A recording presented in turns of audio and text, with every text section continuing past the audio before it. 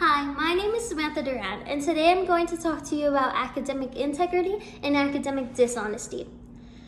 Well, first you might be wondering, what is academic integrity? Well, academic integrity is when you, as a student, act in an honest, responsible, respectful, and fair way. When you do not act in this way, you are considered academically dishonest. When you are academically dishonest, it's when you're not using your own thoughts, ideas, opinions, or knowledge to get your own point across. Using somebody else's ideas, opinions, knowledge, and thoughts is considered plagiarism.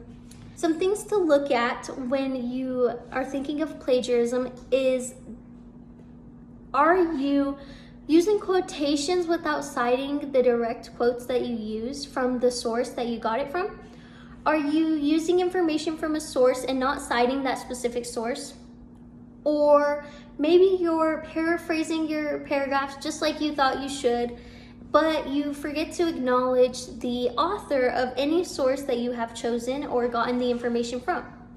Other ways of plagiarizing would be using any AI work as your own, or anybody else's work at that matter as your own, or even buying work from somebody and claiming it as your own. In other words, any work that is not yours and claimed as your own or not cited from an original source is considered plagiarism.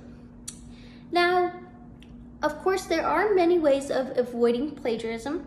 For example, there is a website called Purdue OWL that gives you step-by-step instructions on how to use in-text citations and reference lists to cite your sources so that you are not plagiarizing any information that you may get from a source.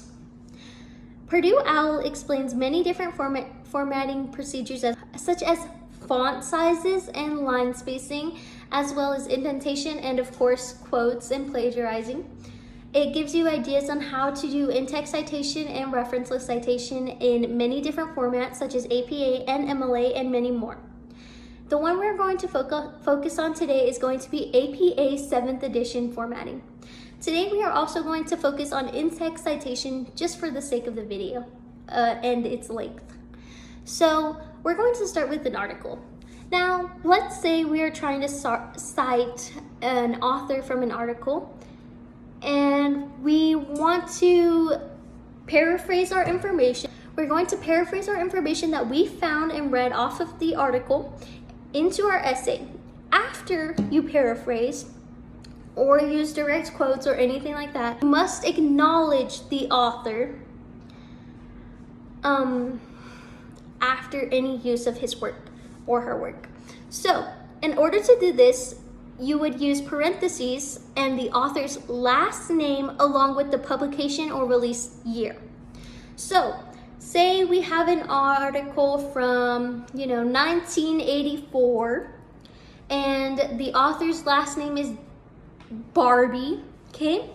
So I'm gonna cite, hey, Barbie explains how there's so much rain going on this time of year, like more than usual. Okay, so at the end of that, I'm gonna say, okay, so since Barbie said this in her article, we're going to put in parentheses Barbie, since that is going to be her last name. So Barbie, comma, 1984. I'm pretty sure that's the year that I use, but it's going to be like this. Okay, so that is going to be how we use in-text citation for one author. Okay, now what if we have more than one author? Well, then in that case, we would have to acknowledge every single author, right? So we're going to say Barbie, Ken, and Dr. Holly all wrote an article on rain. Okay, well, I'm just gonna explain the rain, I'm gonna paraphrase what they said, and then I have to acknowledge that these three authors wrote it. So the first time I'm going to use in-text citation is going to be with all three of their last names. So I'm gonna use Barbie, I'm gonna use Ken, and I'm gonna use Dr. Holly. And then I'm gonna use the publication date, 1984. So in parentheses, after I paraphrase, I'm going to put Barbie, comma, Ken, comma, Dr. Holly, comma. So now that we have that, I'm going to show you exactly how it would be in in-text citation for the first citation that you use. Okay, Purdue OWL shows that we can use the word et al, E-T-A-L, just like it is here. Now, using that, be considered all of the authors, except for one, of course. So whenever I'm writing the in-text citation, I'm going to paraphrase, and then I'm going to put in parentheses, sorry. I'm going to put in parentheses Barbie, comma, et al, E-T-A-L, comma, dot 1984. Now it's going to be like this. And that is how you're going to use in-text citation for any other time that you have an article. For the sake of the video, I'm going to cut here, and for the next video, maybe we could talk about reference lists and citations. Thank you.